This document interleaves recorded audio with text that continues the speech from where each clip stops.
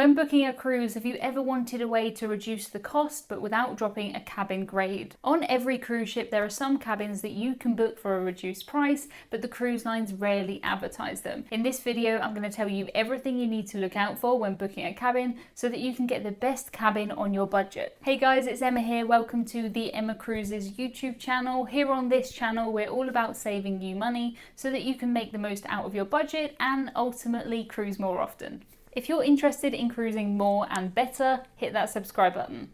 The first way that you can dramatically reduce the cost of a cabin, and I'm talking hundreds, possibly even thousands of dollars, is to book what is called a obstructed view cabin. A lot of people run and they hide when they hear the phrase obstructed view, and if you're one of those people, I don't blame you, but it can be a brilliant way to save a lot of money, and some of the cabins aren't really obstructed at all. An obstructed view cabin is basically a cabin where there is something in front of your window or your balcony. This could be a full lifeboat blocking everything you can see from the window, or it could be the tiniest bit of machinery that's on the deck below your balcony. I like to think of obstructed view cabins as those seats that I always buy in the theatre, where you've got a bit of a pole in the way, maybe a bar in the bottom third. That's pretty much what an obstructed view cabin is. Booking an obstructed view cabin doesn't just mean that you get the cabin you want cheaper, it also means that you could possibly afford a cabin grade that you wouldn't be able to afford before. If you're somebody who's used to cruising in inside cabins, I know I am, having an obstructed view ocean view or a balcony is a real treat.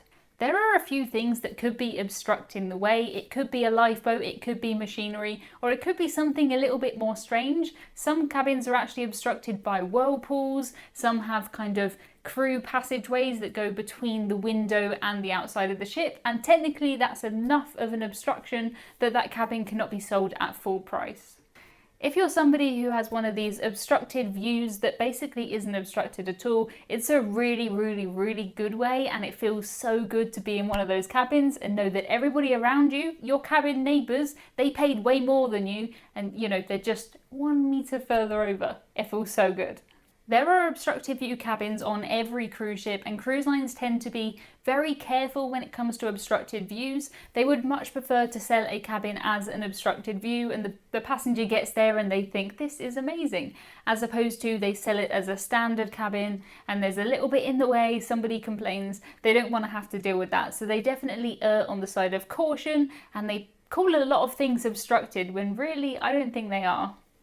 When it comes to obstructed cabins, the absolute cheapest cabin you can get is an obstructed ocean view, and these are usually the same price as an inside cabin. If you're used to cruising in an inside cabin, you'll know that one of the weirdest things is waking up, it's pitch black, you don't know if it's 3 AM or 3 PM. If you're able to get an obstructed ocean view, you at least have light. Even if you have a full lifeboat that covers the entire window, you don't have to worry about waking up in the dark. And if that's the same price as an inside cabin, or even a little bit more, I would definitely pay just for the daylight. A friend of mine, Vinny, actually managed to get an ocean view cabin, an obstructed view ocean view cabin, that's difficult to say, for cheaper than he would have paid for an inside cabin. So in that situation, it's a no-brainer, at least to me, to get that obstructed view, because you weren't going to have a view anyway, so you might as well look at the lifeboat. The amount of obstruction within an ocean view or a balcony cabin can vary dramatically. Some are completely blocked, like these ones on the MSC Preziosa, and some are not really blocked at all. If you have a look here at the MSC Preziosa, you can see this deck where the windows are behind the lifeboats. The most common type of thing to be in your way is lifeboats, because cruise ships do need to have lifeboats. There are benefits above and beyond just the cost saving of getting an obstructed view cabin. The obstructed view cabins often have the best locations because they're right behind the lifeboats, a lot of them, they're right in the middle of the ship. I know some people do care more about the location than they do the view from the balcony. So if you're somebody like that, getting an obstructed view in the middle can be a really good way to get that location that you want, but without paying the premium price. It can be tricky to find the right obstructed view cabin, and basically the more research you do into the cabins, the better experience you're going to have. If you're booking through an agent, you're definitely going to want to work with them and let them know that you are open to obstructed view cabins. Then they can have a look and you can chat about how obstructed you would like to go. If you're somebody who really is into researching your cruises, looking at deck plans, you can find out how obstructed each cabin is and find out which ones you'd be happy with. If you're booking directly through the cruise line or through some agents, you can see deck plans where you can see which cabins are obstructed view. There are various pictures on the internet of each cabin and the view, so the more research you do, the better chance you have of getting a good one, a really, really good one. A friend of mine saved almost $1,000 by doing this, just from switching from a regular balcony to an obstructed balcony. And her balcony wasn't one of these where you couldn't see anything, there was just stuff below. $1,000! It's important to note that the only way that you're going to get an obstructed view cabin is if you book an obstructed view cabin. The cruise line can't assign you an obstructed view if you booked a regular cabin. Some people do worry about this, but unless you specifically said you are happy with an obstructed view, you're not going to get one. This brings us on nicely to point 2, and this is what I do every single cruise. I book what is called a guaranteed cabin. When you book a guaranteed cabin, you are guaranteed to at least get that cabin. So I tend to book guaranteed insides, guaranteed ocean views, and I have on occasion booked a guaranteed balcony. A couple of years ago, I took my first Cunard cruise, and that's where I got the idea to start this YouTube channel actually, because I'd never been on anything like a Cunard cruise before. I actually booked a guaranteed balcony cabin and it was absolutely amazing. I'm very used to cruising in an inside cabin and it wasn't much more for a balcony. If you're somebody who's used to cruising at a lower cabin grade, you don't care where your cabin is. I don't anyway. If you're somebody like me who's used to cruising in inside cabins, ocean view cabins, you probably don't mind where your location is of your balcony because you're so excited to be in a balcony. I think it's important to note that when you book a guaranteed cabin, you are guaranteed at least the cabin that you have, but you do get assigned kind of at the last minute. You do end up with the leftover cabins. I have never, ever, ever had a bad cabin or regretted the idea of not picking my cabin location. But if you're somebody who particularly wants to be really near the buffet or near the kids club, or you have a reason to be in a specific location, a guaranteed cabin probably isn't right for you. If you're somebody like me who is just very, very excited to be in an ocean view or a balcony, you're very happy to be on a cruise, you don't mind where you are, guaranteeds can be a brilliant way to save loads of money. The brilliant thing about choosing a guaranteed cabin is that if you had chosen that cabin, which you could have done, you would have paid more. So you feel like you're kind of getting something for free. And for me, I don't mind where my cabin is, so it's a really good option. Not all cruise lines offer guaranteed cabins. Some don't give you any discounts even if you don't pick your own cabin. If you are booking on a cruise line's website, you'll probably see two massive boxes, one of which will be, I'll pick my own cabin, and the other one will be, I'll let you decide. And depending on which one you pick, that is how much you will pay. If you are booking through an agent, just let them know that you're flexible on cabin location, and you can save a lot of money by doing that. A guaranteed cabin isn't a great option for somebody who really wants a specific cabin grade. Just because you've booked a guaranteed inside cabin, that means you're guaranteed to at least get an inside cabin, but you could get an upgrade to an ocean view or a balcony or a suite. Anything could happen.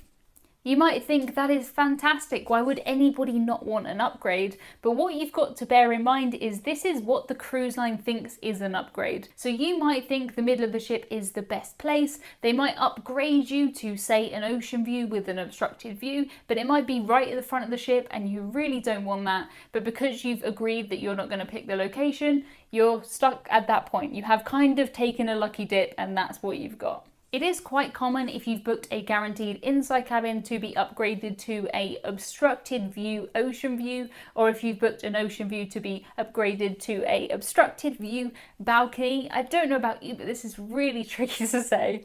This is quite common because these cabins are often left until last. Some people are scared of booking the obstructed view cabins, especially people who are first-time cruisers, or they're not very confident in looking through deck plans and working out what all of the symbols mean. It is quite confusing. I don't blame you if you are scared of that stuff, but it does mean that these cabins are often left until last. So when the guaranteed cabins are being assigned, there's normally a lot of space for people to get upgraded into the obstructed view cabins.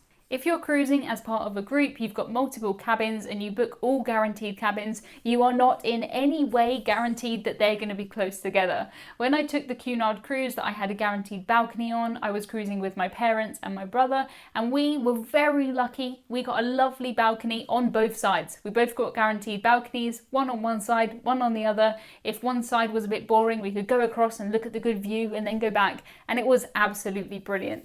I did the same thing on a Costa cruise that I took last year. I had a guaranteed inside cabin and I cruised with my parents on that cruise too. They were in a guaranteed balcony cabin and I was about 3 miles away from them, walking from one cabin to the other. I think it was up 4 flights of stairs and across the other end of the ship.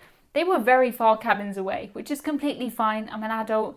I don't need to be that close to my parents, but just bear in mind that you're not guaranteed to have cabins that are anywhere close to the other cabins, even if you've booked together. Say you're a family of 5 and you're going on a cruise, you go on the website, you type in 5 people and it comes up with a handful of cabins. There are cabins for families of 5, but these are usually limited. They might be called something fancy like a family balcony or something like that, but there's less cabins that accommodate 5 people as opposed to 3 or 4 people. One thing that it is worth doing, which does go against everything that you probably think makes sense, is to have a look at getting multiple cabins. If there's only a few cabins left on a ship that hold 5 people, the cruise line can pretty much charge whatever it wants. If you are able to cruise in 2 cabins, on occasion it can be cheaper to get 2 adjoining cabins rather than 1 cabin for 5. I know this sounds a bit strange, but just if you are in that situation and you're booking a cruise, you're looking on the website, just try out different cabin combinations. On a lot of cruise ships, you'll find cabins which are adjoining cabins. I've stayed in adjoining cabins. I stayed on them on my first ever cruise. I was 11 years old and I was cruising with family and it was absolutely out of this world. That's why I'm still talking about cruising on the internet now. If you do have a good agent, they'll be able to find you adjoining cabins, but it's just something you need to think about. You also need to have an adult in every cabin. It doesn't matter if you're in an adjoining cabin, each cabin still has to have adults in it, and it's usually a person over 21. So if you were a family of 5, 2 adults and 3 children, and you were thinking about cruising in a cabin for 5, and you decide to have a look just on the off chance at 2 adjoining cabins, this can work out cheaper, but you do have to have 1 adult in each cabin. The same thing often goes with solo cruises, which also goes kind of against what you think makes sense. If a cruise line does have solo cabins, these are a great option and they're often the cheapest option for solo cruisers, but they do sell out pretty fast. If a cruise line's only got, say, 2 solo cabins available, they can put the price up, they can charge whatever they want for those, and sometimes it's actually cheaper as a solo cruiser to cruise in a balcony by yourself. I know it doesn't make any sense, but trust me, if you're there, you're booking a cruise, sometimes it can just be worth looking at different combinations of cabins. Even if they're higher grade cabins, sometimes they can be cheaper. I've heard of people, I haven't personally done this, but I have known people who've been thinking about booking multiple balcony cabins. They've decided, let's just price up a suite. Why not? I'd like that suite life. And it actually comes out cheaper sometimes. So just take that 5 minutes before you press book and think about different cabin combinations. You've got nothing to lose and you could get something really, really good.